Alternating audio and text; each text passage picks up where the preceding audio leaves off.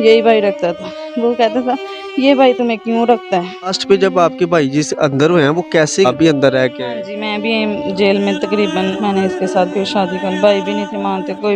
ये बहनोई तुम्हारा यार है, घर से चला गया था, ये हमारे ऊपर डाल दिया था, मेरे और मेरे भाई के ऊपर। आपके भाई अंदर हैं वो? RNN डिजिटल मीडिया की वीडियोस देखने के लिए हमारे चैनल को सब्सक्राइब कीजिए और बेल के आइकन पर क्लिक कीजिए ताकि आप हमारी आने वाली तमाम वीडियो से बाखबर रह सकें। जी नाज़रीन, हमारे साथ मौजूद हैं मकतूल बच्चों की फूफो, जिनकी शादी बच्चों के सगे मामू जिन्हें कत्ल किया उनके छोटे भाई के साथ हुई। और ये शादी कैसे हुई, आइए इनसे पूछते हैं। जी अस्सलाम वालेकुम।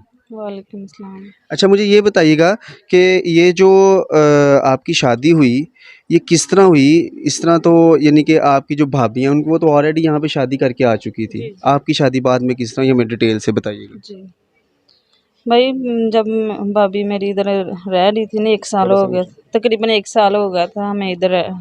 हम सब ठीक ठाक रह रहे थे, तो ना इसने ये ना जो छोटे भाई थे ना भाभी के, वो कहते मैंने ना इससे शादी करवानी है। वो जो आपके खामन है। जी, मेरे खामद बने थे वो। तो हमारे घर वाले नहीं थे मानते, कहते नहीं हमने ना नहीं करना। पहले भी हमने ऐसे शादी की थी तो दौर बन गई थी, तब वो मेरे डरे हुए थे, कहते हमने दौर नहीं होने देनी, हमने नहीं करना। फिर उसने ना हमारे इधर डुबनपुरे मुसलमान टाउन में आके ना, तो अपने आप को चाकू से मार लिया। और हमें पता भी नहीं था, पुलिस आ गई। पुलिस हमें पकड़ के, भाइयों को और अब्बू को, एक हमसाया था उसे पकड़ के ले गई थी। आपके भाई को और आपके अब्बू को पकड़ के लेगी? एक हमसाया भी साथ था, उसका ना नाम लिखवा दिया था, तीनों को पकड़ के ले गई। बाद में अब्बू और भाई जो हमसाए थे ना, उनको बाद में 2-3 दिन पे निकलवा लिया, और भाई को नहीं छोड़ा। भाई उसको ना जाते वक्त ना उसने ये बयान दिया था कि मुझे ना भाई जवेद ने मुझे छुरी से मारा है। जावेद भाई कौन है? मेरा भाई जो अंदर है, ये बच्चों के अब्बू है ना, वो वाले भाई जवेद, मेरे सगे भाई। अच्छा, तो उसने अपने आप को छुरी क्यों मारी थी, वजह क्या थी? वजह ये थी कि मेरे अब्बू कह रहे थे हमने उधर शादी नहीं करनी, हम मसलन के दौर हो जाएगी, हमने नहीं करनी, हमने किसी अच्छी जगह देख के करेंगे, खुद करेंगे। तो वो कहते थे मैं इधर ही करनी है, जो मर्जी हो, मैं इसके साथ ही करनी है। उसने आपके साथ शादी के लिए अपने आप को छुरी मार के हाँ तो जी, ब्लैकमेल किया आपके भाई को, आपके वाला साहब को अंदर करवा हाँ के? जी, हाँ जी, अंदर करवा दिया। फिर उन कहता था कि मैंने बस उनके मियाँ अस्पताल लाहौर उसको एडमिट कर दिया। उधर जाके ना इधर सारे मसलन नारवल से भी जवाब हो गया कि हमने छुरी नहीं निकालनी, अगर छुरी निकाली तो मर जाएगा। तो लाहौर में मियाँ अस्पताल में उसको दाखिल करवाया, और उन्होंने ना ऑपरेशन पूरे पेट का इधर से लेके इधर तक ऑपरेशन किया। फिर एक साय से फिर वो छुरी निकाली, सारे पेट का ऑपरेशन करके छुरी निकाल के फिर उसको मसलन के उधर ही दाखिल रखा तकरीबन 15 दिन, 1 माह तक। तो उन्होंने कहा था कि भाई को तब निकलवाएंगे जब आप हमारे इस आपकी बेटी जो यानी है कि ना। वो आपकी शादी के लिए हाँ मानेंगे? जी। तो फिर भाई को हमने निकलवाना था। मैंने कहा भाई मेरी ना उधर कर दें शादी, मेरे लिए ना आप अंदर हो। तो मैंने कहा मैंने ना आपको बाहर निकलवाना है। तो मैं फिर मान गई, मैं कहा ठीक है अब्बू मेरी उधर शादी कर दो। जब मेरी शादी हुई थी ना, उसी दिन जब लेके गया था ना, चारपाई पे मैं ऐसे ही उसे मतलब चला नहीं था जाता, उठा के उसको उधर करते थे, कभी उधर करते थे। वो चारपाई पे पड़ा पड़ा उसने मुझे मारा। पहले दिन ही? हाँ जी, पहले दिन, उसी दिन जाके बदल गया। मेरे अब्बू ने वो स्टाम लिखवा दिया था ना इसी वजह से, क्योंकि वो कहता था कि अब तुम्हारे पीछे कोई नहीं आने वाला। भाई भी नहीं थे आते, ये भाभी कोई मेरे उधर नहीं थे जाते, कोई भी नहीं था जाता। भाई अब्बू सब ने बहनों ने रिश्ता तोड़ दिया था मेरे से कि तूने मसलन कि अपनी मर्ज़ी से अब की है, तो अब भुगतोगी तुम ही। तो मुझे क्या पता, मुझे तो पता था कि मैं अब सुकून में रहूँगी, पर सुकून नहीं मुझे मिला। तकरीबन 3 साल तक मैं उधर रही हूँ। एक बेटी मेरी फ़ौत हो गई थी और एक बेटी मेरे पास है। उधर से मैंने ना दावा किया, मेरा ना सर फाड़ दिया था पहले उसने। तो फिर मोहल्ले में किसी ने बताया, मेरे भाई को कॉल की, और भाई ने फिर उधर गए, मुझसे पूछा हाँ बहन क्या करना चाहती हो। मैंने कहा भाई मैंने ना इधर नहीं रहना, मेरी बच्ची भी साथ थी। मैंने कहा मैंने इधर नहीं रहना, मुझे नहीं था पता कि इतना बड़ा मेरे साथ धोखा होगा। तो फिर भाई मुझे अपने साथ ले आए, हमने दावा किया, दावा करके तो तलाक भी ले ली। फिर भी वो बदमाश लेके कभी खुद चाकू लेके, बंदूक लेके, कभी किसी अच्छा, को वो ले। तलाक के बाद की ये बात बता रही जब तलाक हो गई। जी, जी, तलाक के बाद उसने ना कभी बदमाश लेके हमारे घर आ जाना। उसने कहना कि मेरे अब्बू इसी वजह से मेरे साथ नाराज़ है। कोई भी मेरे साथ बहन भाई कोई भी नहीं था बोलता। इस भाई ने मेरे साथ सुलह कर ली थी। तो फिर मैं इसी भाई के घर रहती थी। इधर आके मुझे गली मोहल्लों को तंग करना, बदमाश लेके आना। कितने कितने दिन हमने घर नहीं सोना, रात को कभी किसी के घर कभी किसी के, हमने छुपते रहना। तो उसने धमकियाँ लगाता, तब भी कहता था, वो भी कहता था कि मैंने तुम्हारे भाई के बच्चे मार देने हैं, अगवा कर देने हैं। कभी किसी से कॉल करवानी, कभी किसी बदमाश से कॉल करवानी। तो हम तब भी डरे हुए थे। कभी कहता था मैंने तुम्हारी बच्ची को मार देना है। वो जो मेरी बच्ची थी रहीम फातिमा, अब वो 5 साल की हो गई है। तो वो कहता था इसको भी मैंने मार देना है, तुम्हें भी मार देना है, अगर मैंने मसलन के तुम्हें ज़िंदा नहीं छोड़ना। फिर हम डर गए थे। डरते डरते हमने तकरीबन 2 साल तक ऐसे ही डर के निकाले।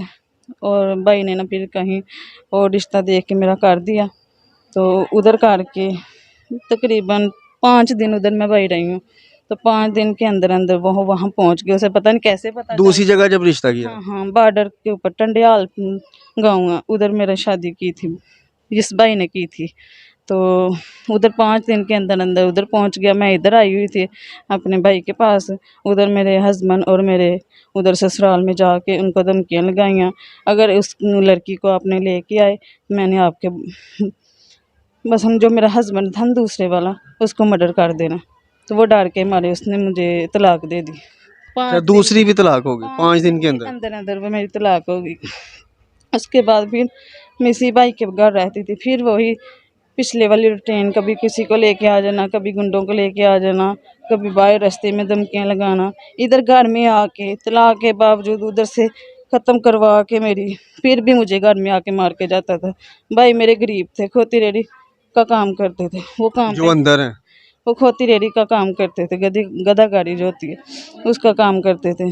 तो उधर से ना भाई ने अड्डे पे काम करते रहना। तो काम करके घर आना। तो मैंने शाम को भाई को बताना कि भाई ऐसे हमारा ना दरवाज़ा खुला रहता है, हमने कभी कुंडी नहीं लगाई, कुछ नहीं, ऐसे ही दरवाजे खुले रहते थे। कभी आके मुझे मार जाना, कभी कुछ कर जाना, कभी डंडे के साथ मारना, कभी प्रेशर पर आना उसी के साथ मारना। इतना जुल्म हुआ है मेरे साथ। मैं भाई के घर में, दूसरे वाले भाई, ये मेरे दूसरे वाले भाई का घर है, कभी उधर छुप जाना, कभी कहीं छुप जाना। लेकिन नहीं, उसने मेरी बहुत ज़्यादा इधर भी आके जुल्म किया। मोहल्ले वाले भी उससे तंग आ गए थे। तो फिर हमने ना भाभी ने कहा कि ऐसे ना हम उसे ना ये कहते हैं कि हम इसका भी कहीं भी नहीं करेंगे, अपने पास ही रखेंगे। ये काम कर लेगी, काम करके अपनी बच्ची का पेट पाल लेगी, अपनी बच्ची को पढ़ा लेगी।